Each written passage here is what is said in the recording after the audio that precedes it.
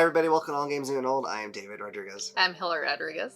And in this video, we are going to do a little recap of a local convention we went to just this last weekend called Dragonflight. That takes place every year in Bellevue, Washington.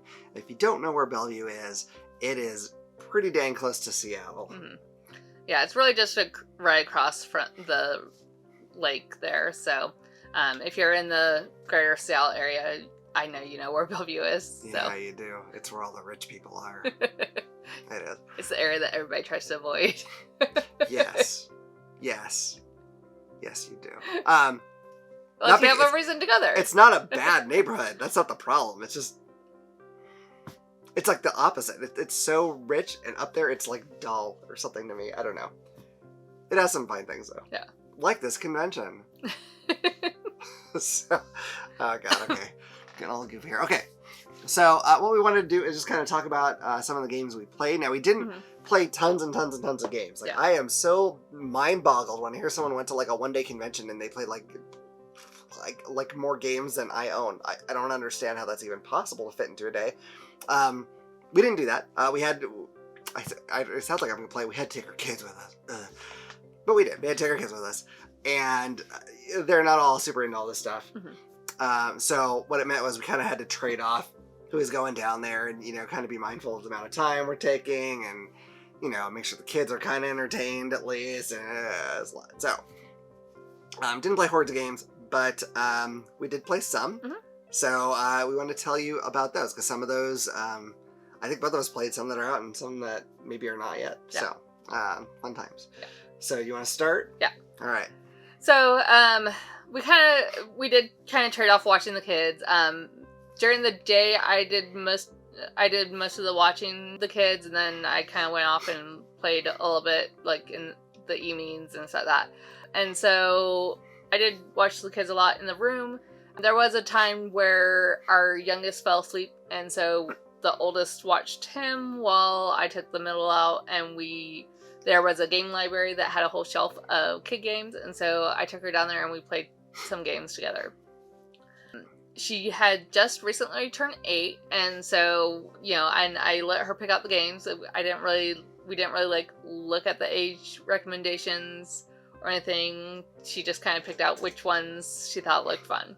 So we started with Feed the Kitty. This is a game that she had actually played at a friend's house, so she kind of knew a little bit about it.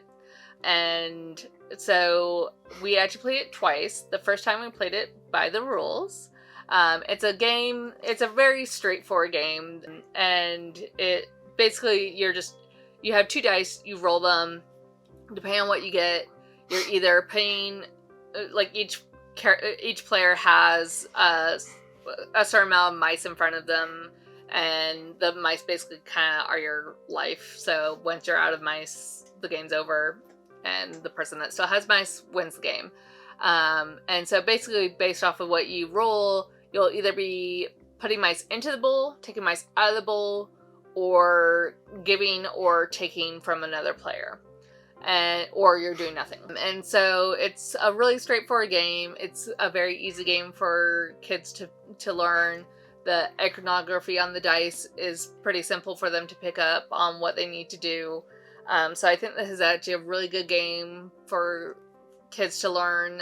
You know, I think because they're rolling dice, it's more than Candyland, but probably kind of similar, a little bit more similar to Chutes and Ladders. But it's a quicker game and it's not as painful. So I think and it really was a pretty quick game. I think we played it twice. The second time, she kind of made up her own rules for the game. That's going to be right. So, you know, but I think we played both games in like 20, 25 minutes. So it's a pretty quick game. Yeah. The second game we played is a game that we actually own and have played with her before, and she actually enjoys the game. That's part of the reason why she picked it out, and it's My First Castle Panic. I think this is another one that's a good introduction. This is another game where we played it by the rules the first time, and then the second time she kind of made up her own rules. But it it's, again, a fairly quick game. I think a little bit longer, probably about half an hour for us to play through it twice. But, you know, it has a lot of good building blocks there. Yeah. Maybe she's going to be a game designer. Yeah. There's so many game designers I heard interviewed where it's like, oh, I just play this game and then I change this and this and this. And maybe she'll do that. You never know. You never know what's going to happen. So. And then the third game that I played with her when it was just the two of us is called Winner Winner Chicken Dinner. This one, I believe the game said it was 6 and up. For her, I think it's just a little bit above her level. But I think mainly because she's still kind of learning games and trying to understand like strategy and that kind of stuff. This game, it's rolling dice and a little bit of push your luck. You're rolling, I can't remember if it was 5 or 6 dice, but you're rolling dice and basically you're playing as foxes trying to steal chickens from the chicken coop. And then there's also ways that you can cook the chickens, and then the cooked chickens are worth more points at the end of the game than just the regular chickens. There's kind of 2 different end games. Either the dog gets to a certain point on the track, or you run out of chickens in the chicken coop. And the dog can sometimes also, like, if you roll so many dice, then dog dice, then you get chickens from your opponent instead. So there's some strategy, and you also get to re-roll up to 2 times. So there's some strategy in how you want to roll, like after you roll your dice, in what you want to re-roll. So that, and combination with each fox has their own special little ability. And then there's also cards that you can purchase as well, and those give you a special ability. So all these like little small things that are strategy kind of combined together was just a little bit above her, but she still had fun. Like, I was able to kind of help walk her through it and be like, okay, well, you rolled this, so you could, you know, like, this doesn't really do much for you on your own, so you can either re-roll that one by itself, or you can re-roll these ones together. And so it kind of helped her through it a little bit, but she still had fun playing it, so. Right on. That's good to hear. Yeah, it's always tough when you're not sure if it's like maybe a little step too complicated, you know, whether or not they're going to have fun or just going to be frustrating. So I'm glad you enjoyed that one, at least. And then that kind of leads me to the game that the two of us played together with her. And that was My Little Everdell, which we have the big grown-up Everdell. We haven't actually played that, so yeah, I know it's like a modern classic and like it's top 100 in BGG forever, but I haven't played it. Like, I have it. It's somewhere. I don't know where it is. I have it though. but this is a game we actually bought at the convention.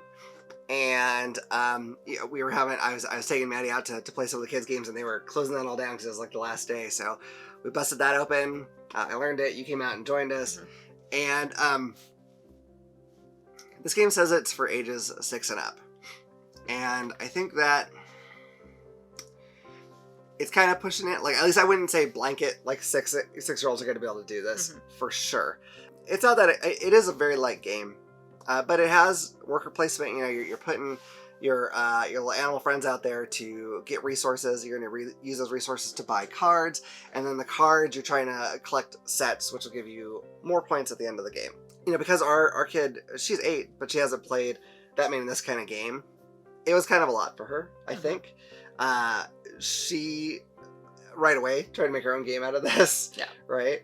Like, she was trying to throw a party. That was her theme. And so she wanted to amass all the berries and everything that she could so her party would be better. And what I had to do to get her to play is we'd be like, oh, look though, if you get rid of like however many of your berries, you get the princess to come to your party. And oh, if you do this thing, if you get that one, then you'll be able to get a parade, because a parade is like one of like the set gold things you can get. So using theme, we kind of got her to actually play by the rules, but we still kind of had to tell her what to do, sort of. I wasn't trying to like play the game for her, but I was like, oh, but you could do this to get the princess at your part, or you could do that, and then like, you know, you'd be like, oh, you get the balloon artist, or I don't know what they all were, but yeah, I mean, do you think I'm in the right frame of mind here? It's like 6. It's just kind of a little iffy. Yeah, I think it definitely did. You know, you're gonna know your kid. Something that, you know, for us to keep in mind, like, All three of our kids are neurodivergent in some form or another. We definitely have autism in our family. I'm myself am autistic. Our son is autistic. We don't know about the girls yet, but keeping that in mind, there's sometimes it's like, you know, if we're looking at a game and we're the only thing we have to compare it to is our 8-year-old, we have to keep in mind that like that's going to be a factor. Yeah, for sure. But like if you know, if your kid is 6 and they're playing Chutes and Ladders, like if that's where they're at, My Little Everdell is a huge step. That is a big jump. Not that they won't be able to get it, because, you know, maybe they'll take to it right away, but it is a big step in complexity, just so you know. Like, there are baby steps with other games that you get to before you get to that one. Like a lot of the games you played with their sound. Yeah, I think if you're trying to take an approach, like, I think all the kid games that we played were very well done kid games. And actually, in the order that we played them in, I think is actually was a good order. Feed the Kitty, I think, is a great starter game. They don't, you know, they could go from Chutes and Ladders to Feed the Kitty very easily. My first Castle Panic, you know, it's just a little bit of a step above that. And then the Winner Chicken Dinner definitely had some more complexity to it. It wasn't as complex as My Little Everdell. I think that those 4 games were actually really good stepping stones to each other. Yeah, for sure. But beyond family games, you played some other games too, right? I did. There's a Facebook gaming group that we're a part of local people. I've actually only had the chance to play with one of them, and his name's Sean from Thing 12 Games. You've played Twilight Imperium with a few of the other ones. Which is like playing with the whole group like 20 times. Honestly. So, I didn't play with them, but I was busy doing a vendor event, and so when I was done with that, I came to pick him up, but they were still playing, so... Yeah, pick me up until I had to wait for several more. Yeah, I think I came around 6:37, and they were playing until like 1 or 2 o'clock in the morning. So. Yeah, we had like I think all the expansions, full player count. I mean, yeah, it was a flipping game. That was a big game. But but you were very, very patient through all this. I'm amazed, frankly. And since he was playing games mostly during the day, and I was watching the kids, we kind of switched. So towards the evening, I went down and I actually met up with this gaming group, and they were playing The Resistance, which is a social deduction game. Basically, you're in space, you're trying to accomplish these missions, but you have spies. And so the spies are trying to fail the missions, you're trying to succeed the good guys are trying to succeed the missions, and then you're trying to figure out who the spies are. There's also some, like, specialty cards that you can add in. All the games that we played, we did have an assassin and a commander. So the commander knows who all the assassins are, or who all the spies are, but they can't, like, outright say, these are the spies. It's basically a best 3 out of 5 on the missions. So if the good guys win 3 of the missions, the game ends. If the spies fail 3 of the missions, the game ends. When you're at the end, even if the good guys got all the missions accomplished, if the spies can figure out who the commander is and the assassin kills the commander, the assassins still win. Or the spies still win.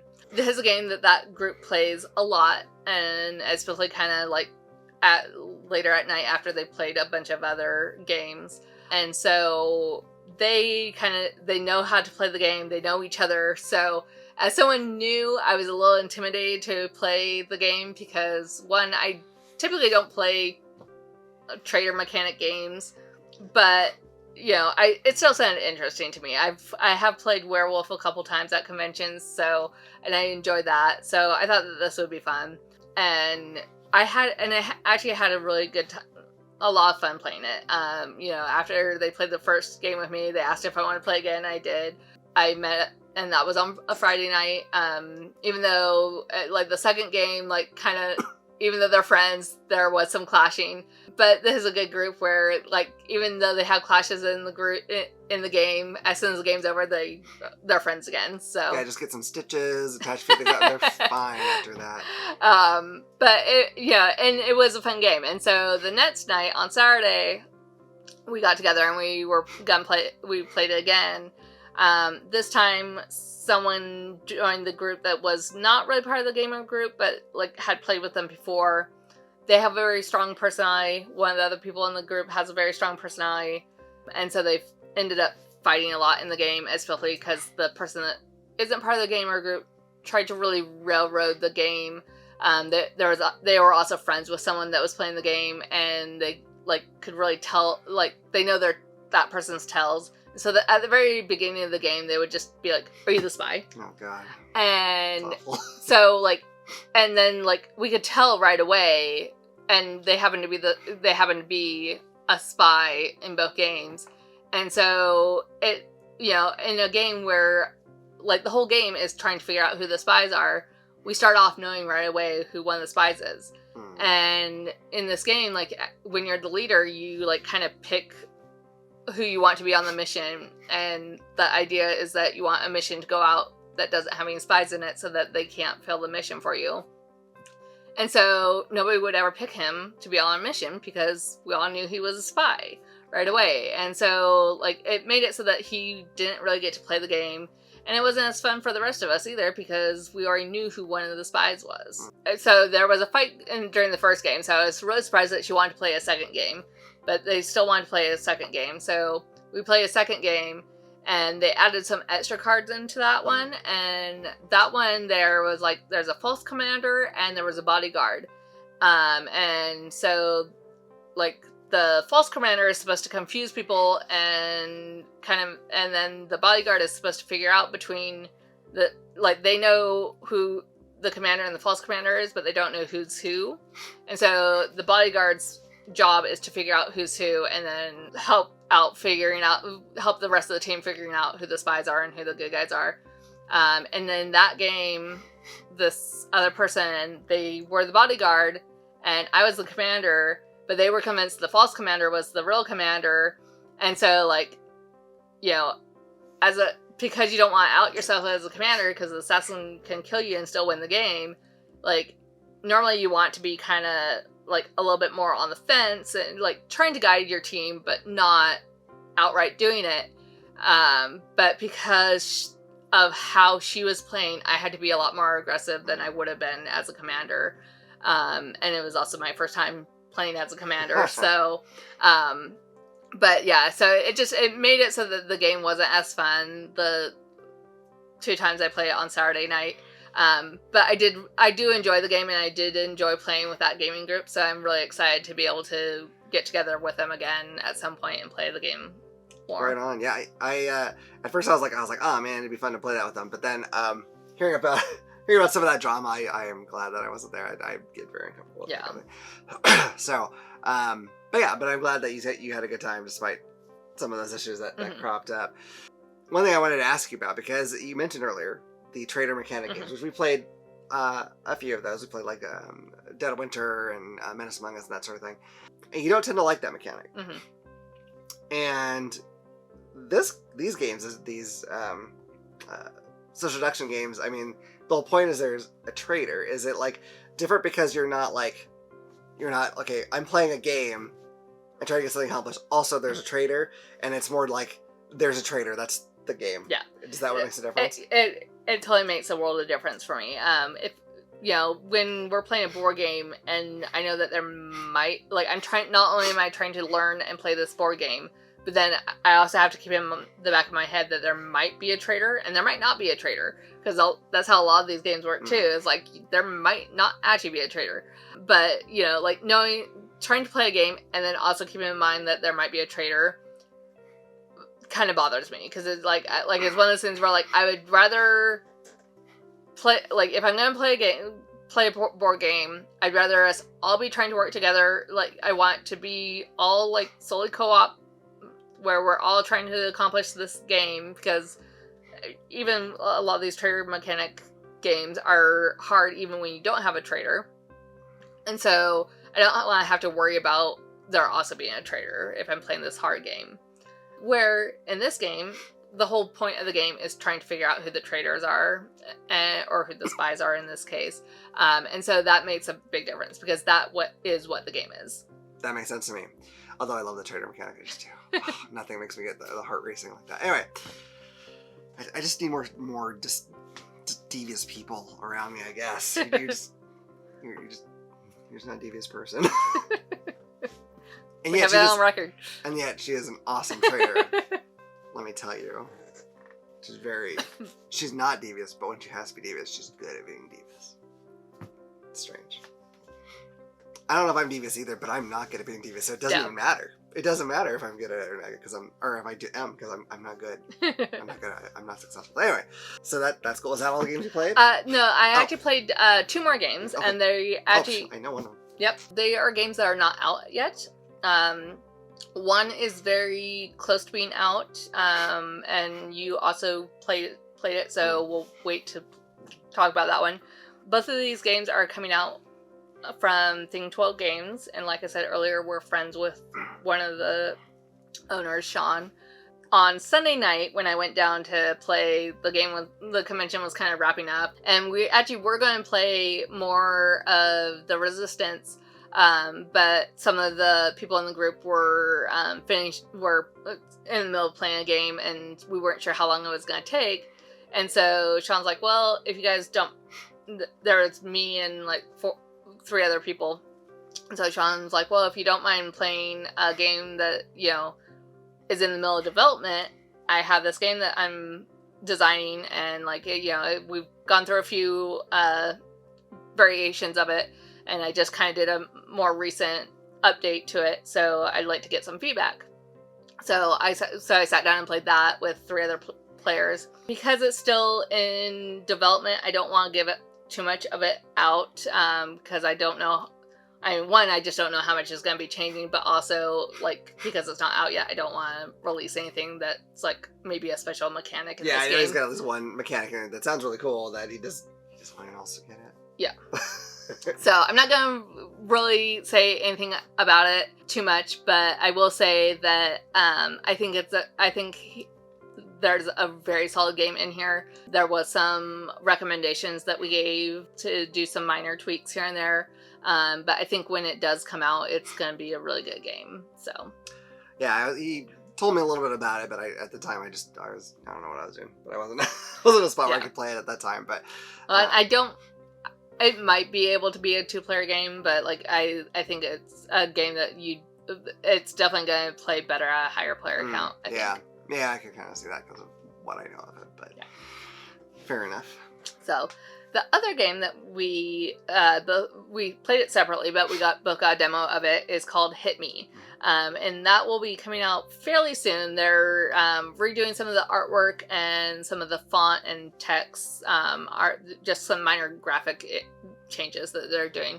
But the game mechanic itself is there and ready. So yeah, I really like this. I don't know if you said, but this is also from Thing 12 Games, but I really like this game. It is super easy to learn. It's a very simple game. Like, you it's like, I don't know if you can play more than 2 players. I think you can. Yeah, you can. But anyway, each player has their own deck of cards, and then there is like a communal card pile. And your communal card pile is kind of what you're going to be playing out of. So, like, if I'm going first, then I'm going to play out cards. And at first, there's 3 different cards in there. There's one that says Hit, which is what you want, because that does damage to your opponent. There's Whiff, which doesn't do anything. And there's Trip. And you don't want to get 3 Trip cards out, because if you do, then any damage you would have done to someone else goes to you instead. So that's a bit of a push your luck kind of thing. Now, when you take damage, your personal deck counts as your life, and so you have to take cards out of there and put them in the communal discard. And the cards in your deck can be more complicated or have bigger effects than what was in that original communal deck. So as the game goes, the possibility for more crazy things to happen gets bigger and bigger as time goes on. I don't know if I'm explaining this real, but it was really fun. That's the gist of it. And each character that you play as has their own special abilities as well. Yeah. So that'll change it. If you're playing more than a 2-player account, you still do your push to luck reveals of the deck. But then when as long as you don't get 3 trips, when you finally call it and you're done, you get to allocate the damage. Gotcha. Okay, yeah. So. Yeah, so it was really cool, and I'm excited for that to come out. And it doesn't take up a lot of space. Mm-hmm. I mean, it's really just your decks of cards. It doesn't take up a lot of space. It's a very quick game, too. So, I always talk about bag games, so I think this is a good one to, throw in your backpack or your purse, and, you can easily play it at a restaurant while you're waiting for your food or something like that. Yeah, definitely. So be sure to be on the lookout for that. I don't know exactly when it's coming, but like you said, I believe it's not too far down the road now. Yeah, so. I want to say he said like 3 or 4 months, but, it could be a little bit longer than that. So Yeah, you never know. Okay, so as far as games that I played separate from you, I think I only have like 3. So one of the games I played was called The Goods, and this is a game that's still being play tested. I think they're getting close to the end when they're happy with it, and I'll be showing a picture, and my understanding is the tiles are going to be as you're seeing them, but the pieces are like made out of clay, and that's not what they're going to be in the final product. But basically this is a tile laying and pick up and delivery game. So you're going to start with a certain number of tiles on the board, just depending on the player count. Each player has their own home base. You have 3 units you can move. One is a giant, one is like a horse, and the other is, they call it the captain, but it's like a boat. And as you play out tiles are different terrain, and the different units can move differently on the terrain. Like, boats can't go into the mountains, but they move a lot faster on the river than anybody else. Giants can only ever move one space, but they can push other things out of the way, which is kind of cool. So they all have their little different quirks. And once certain types of terrain tiles have gotten enough of them out, then some resources come out. And those resources are each going to be for a certain player. So there'll be like a yellow resource of this one type for the yellow player. And those are things you have to go out and get and bring back to your base. And there's lots of ways you can screw each other over in this game, because the person who puts out that final tile that you need before you put out the resources, they get to choose where the resource for the player on their left gets put out, and then it goes around the table so everyone can put out one, and you can mess up each other's day that way. But it was pretty fun. There's a few tweaks I'd like to see happen, because the first several turns of the game, it's really people are just laying tiles because there's not a lot of reason to move because you don't know where you should go yet for the most part. So I think they should intersperse those special tiles in some way with the other ones so that those come out quicker, maybe. I don't know. I'll leave it to them to design. But anyway, but I did still have a fun time with it. I think it's not far from being all set. So I played that. Another game, this is actually the only scheduled game I played. You didn't play any scheduled games, did you? No. Okay. So this one is a game that I own, but it's on our shelf of shame, called Distilled. This came out fairly recently. It was a Kickstarter, but it's at regular retail release now. And in this game, you're making booze. You're making moonshine and whiskey and rum and all kinds of other booze that I don't even know what they are, but I'm sure they're delicious. But yeah, you have your own character who has like a special ability and a special ingredient and drink that they or type of booze that they specifically make. But you're just trying to basically make as many different boozes as you can, all kinds of different stuff. You got a lot of goals there. But if you've heard that it's a great game, as I have in a lot of places, I think that's true. I really liked it. I want to play it more to make sure that I really do enjoy it. It did take a while to play. I didn't know how long this game was when I sat down to play it. It did take a little bit of time, although that could be because at least a couple of us were brand new to it. But fantastic game. Yeah, if you're thinking about it at this point, I would probably say go for it. But we'll do a review at some point, I hope. Then the final game I played, I'm not telling you about them in order, so I don't know why I said it's not really, but this actually was probably my favorite game at the con that I played, and I do not want to buy it, and I'll tell you why in a minute. But it's called Ascending Empires, and this was put out by Z-Man Games. And what this is, we mentioned Twilight Imperium earlier. It is the same type of game. It is a 4X space theme game. So the 4X's are expand, exploit, exterminate, explore? Sure. Yeah. I think that's right. I usually forget one. Anyway, which is a genre I like, but there's, they tend to be really big, long games, and so I don't play that many of them. But the thing that makes this different is that it is also a flicking game. And when they said, hey, do you want to come play this game? It's a 4X flicking game. I was like, that's not going to work, but I'll play it because I'm looking for a game. Why not? And it is not all flicking. Like, that is how you get your ships around, but you have also other choices that you could do. You can, build colonies or research things on the planet. You can choose to research various things. There's a lot that you could do in this game besides just the flicking, but the flicking is actually a blast. Like, it's really cool, because, like, when someone makes, like, a really neat shot, or just, like, a shot that fails dramatically, it's like, but really a lot more exciting moments than I usually would see in that kind of game, which have their own excitement in different ways, but man, I really, really got a kick out of this. But here's the thing. So the guy that I played with, the guy who basically brought the game, he had a nice, like, custom, like, wooden table that was all smooth and shiny and had, like, recessed things for the planets and all sorts of stuff. It was awesome. And the reason why I don't want to buy this game, one, it's probably a little hard to find because I don't think it's in print and it's old, is that the original game, the board is like puzzle pieces. And so if you don't get those together perfectly, it's a flicking game. So the chances that your piece is going to, like, whack against, like, an edge or something and do something bizarre seems pretty high, especially, God forbid, if any of your boards start warping, because then you can't even do anything about it.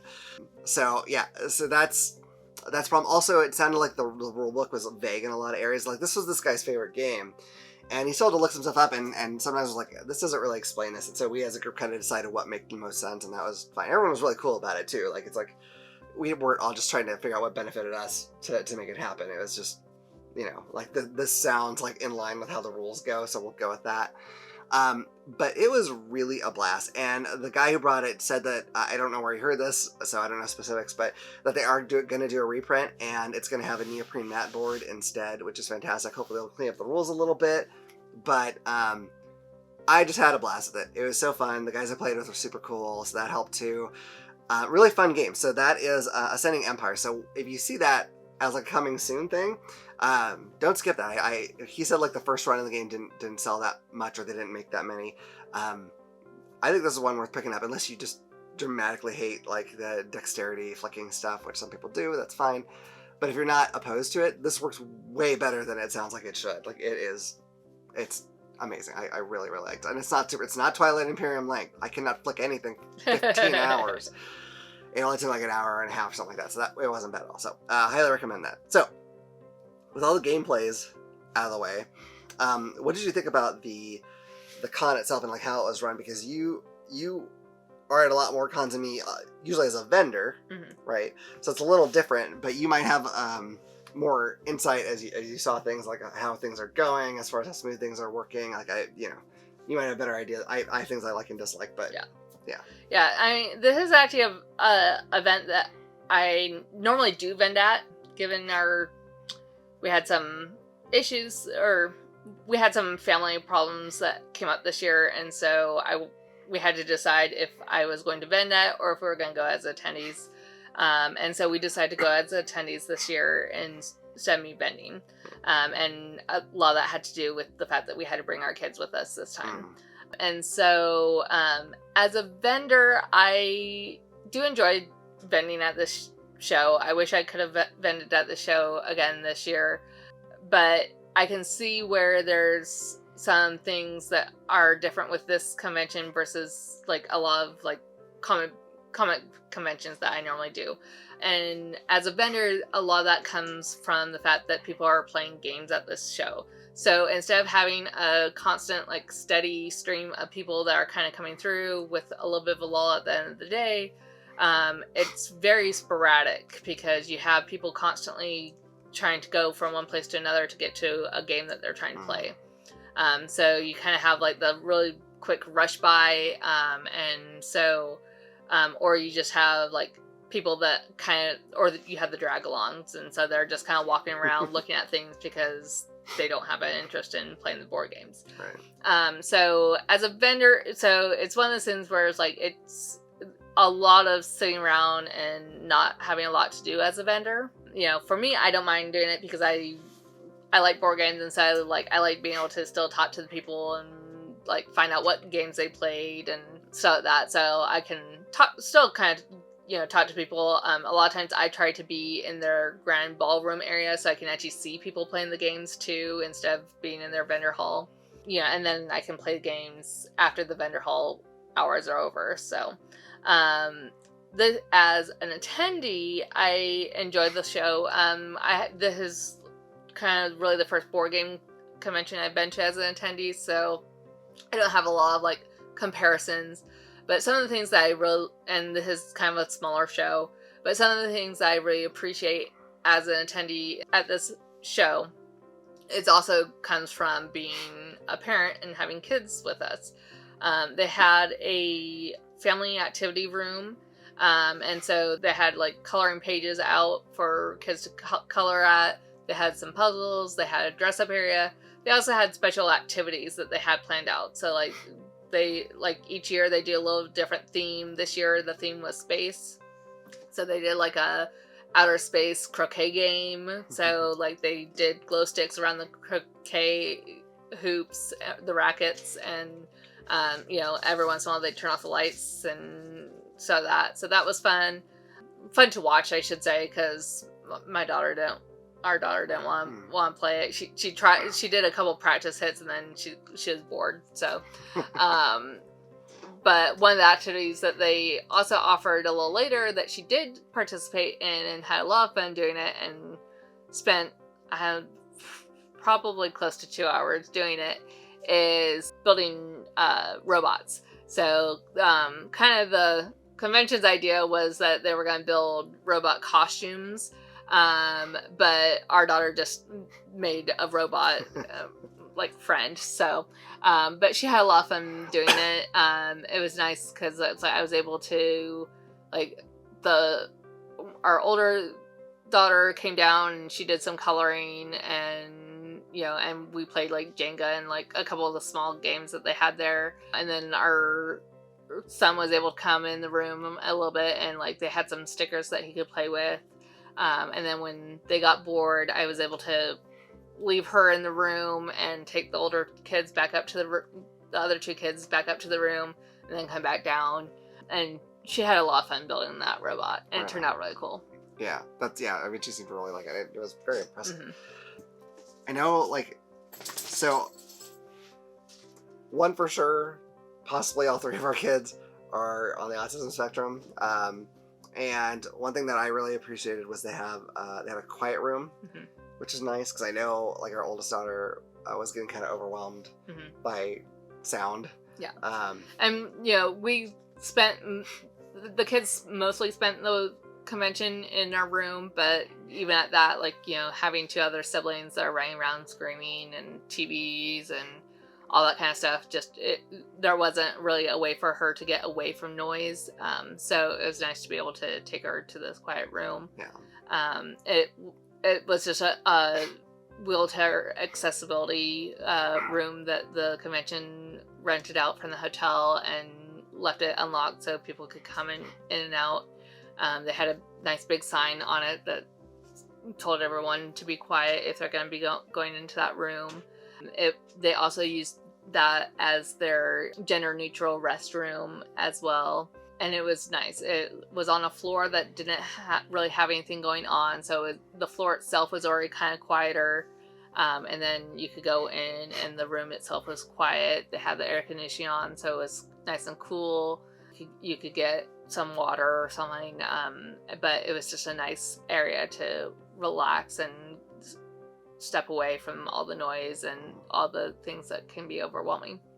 Yeah, I think it's very cool that they had that, because otherwise it would have been kind of hard to find a spot to get away other than just like walking down the hall or something like that. But so yeah, that was definitely cool. It's not a con that has like a bunch of big panels or anything like that.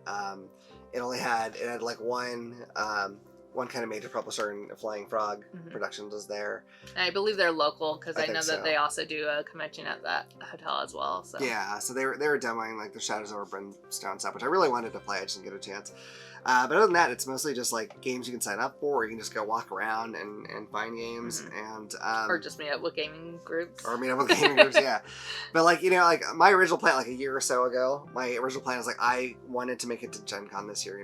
We do the channel. I was like, I really want to go to one of these big cons and meet some of these people that I've seen or chatted with online, et cetera, et cetera, et cetera. But a lot of things happened in the last year, as we kind of alluded to, that would have made that extremely difficult, if not impossible.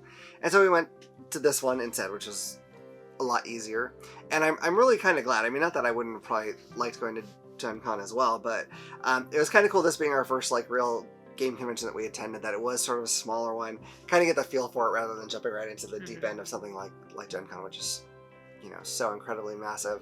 And, you know, I really had a great time. Hopefully sometime in the future when our kids are a little bit older, we'll be able to get away a little more and spend more time just playing games. That's what I'd really like to do. But, you know, for that sort of limitation, it sounds mean saying that, but you know, it is what it is.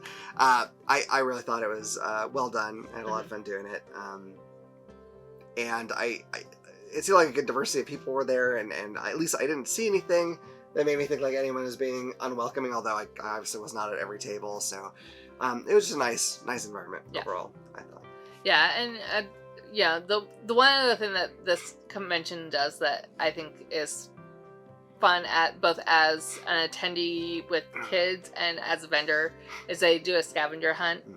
And so they have like a little booklet that has most of the vendors. I think if I remember correctly, they let the vendors choose if they want to be in the scavenger hunt or not. And then they have like a couple other, like the game library or the family activity, the auction room. And so basically you have to go around to all these places and get a sticker. And then when you fill up your book, you turn it in and you get a little box that has some goodies in it. And it was nice because it's like the two older kids both did it and they had fun doing it. As a vendor, it's nice because it encourages people to come to your booth and you get to talk to them. So yeah, and it's fun for the kids, and while they're having fun doing that, you can look at all like the merchandise. So you I bought some things, but I also said no to a lot of things. I had a little self-control. So proud of myself. So proud of myself.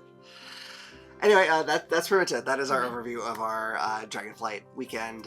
It was a lot of fun. I hope I could do that again. And there was also still some stuff that we didn't get to. Like they have RPG rooms and all sorts of other things that like either we just didn't have the time for, or you know, it might be something that I might be interested in, but I don't know if I would want to do it at a convention with people I don't know. So yeah, that makes sense. Yeah, I was curious to check out the role playing game room because I said that you like just drop in and do it, which sounds amazing and mind boggling to me. But you know, I really wanted to play board games, and because of our situation, time was a little more limited, so I just didn't do it. But I think it's awesome that it's there. Like that's really cool. So anyway, that's basically it though. So.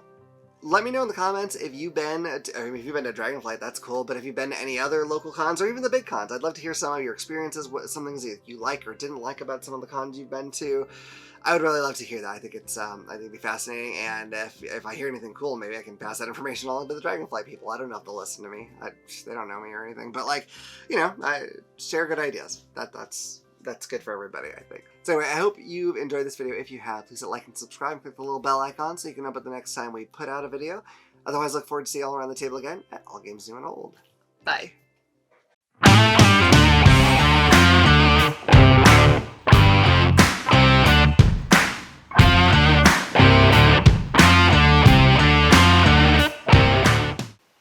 Hey, you made it to the end. I hope you enjoyed it. If you did, make sure you like it, share it, and click this button to subscribe. If you like that one, you might also like this one. Or this one. I cannot believe what I did in that one. Holy cow. I can. Of course you can. All right. Anyway, we'll see you around the table. Bye. Bye.